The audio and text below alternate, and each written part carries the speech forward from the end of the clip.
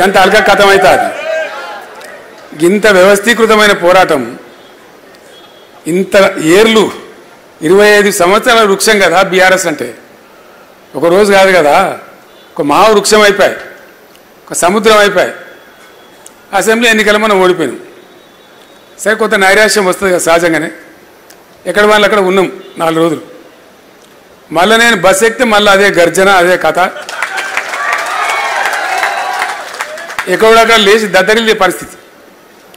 అంటే విషయం ఏంటంటే, అంత రూట్స్ ఉన్నటువంటి, అన్న పునాదులు ఉన్నటువంటి ఇవి వచ్చేటివి టెంపరీ సెట్ బ్యాక్స్, చాలా చిన్న విషయాలు.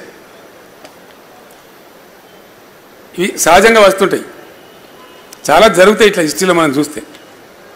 మనకన్నా ముందు కూడా 10 ఏళ్ళు కాంగ్రెస్ అపోజిషన్లో ఉండే కదా, మరి కథం అయిపోయిందా? కాలే కదా, మళ్ళీ ప్రభుత్వానికి వచ్చింది కదా. అట్లనే గ్యారంటీగా మళ్ళీ రేపు వచ్చేది బీఆర్ఎస్ 100%.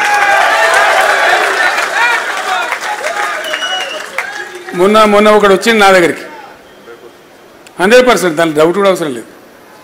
మొన్న ఒకడు నా దగ్గరికి వచ్చింది ఏదో సందర్భంలో, మాట్లాడుకుంటూ అంటుండు, సార్ ఇప్పుడు ఎలక్షన్ గుంటూరు జిల్లాలో గుంటేడు జాగా అడిగినామా,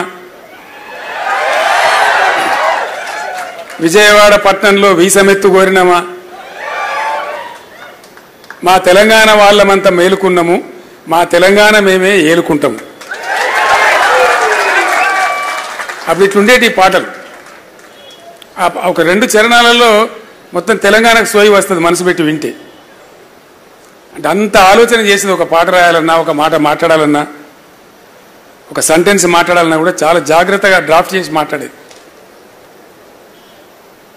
ఒక పాట రాస్తుంటే నేను చెప్పిన, సుద్దాల అశోక్ తేజ రాస్తా ఉన్నాడు, ఆయనకు రాయవస్తలేదు, మంచి రచయిత, ఈ 4 లైన్లు పడతలేవు సార్ అన్నాడు.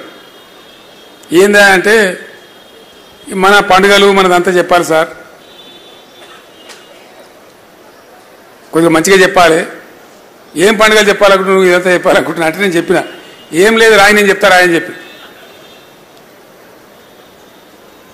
పోషమ్మ బోనాల శివసత్తులాట, మనసంతమే కదా బతుకమ్మ పాట అని చెప్పింది. అటే రాసి పడేసి సూపర్ హిట్ అయింది అది. అట్లా ఇంకో పాట రాస్తున్నాం, ఇది తెలంగాణ అనే పాట, ఫస్ట్ సాంగ్ అది. అదే లేపింది తెలంగాణ అంతటి. రాసేటప్పుడు ఆనాడు ఉన్నటువంటి పరిస్థితి మీకు అర్థం కావాలని నేను చెప్తా ఉన్నా. అపనమ్మక స్థితి, ఏ కాయిక తెలంగాణ బై క్యా తెలంగాణ, ఎవరిని మాట్లాడి అదే మాటిగా దాన్ని రాయమని నేను చివరికి లైన్లు కంపల్సరీ రాయబాయ బాబా అని చెప్పి రాపించిన నేనే. సిపాయిల తిరుగుబాటు విఫలం అయ్యిందని అనుకుంటే దేశానికి వచ్చేదా స్వాతంత్రం, రాజీలేని పోరాటమే విజయం సాధిస్తుంది, ముమ్మాటికి తెలంగాణ రాష్ట్రం వచ్చి తీరుతుందని నేనే రాపించాను. ప్రజల్లో ఉన్నటువంటి అపనమ్మక స్థితిని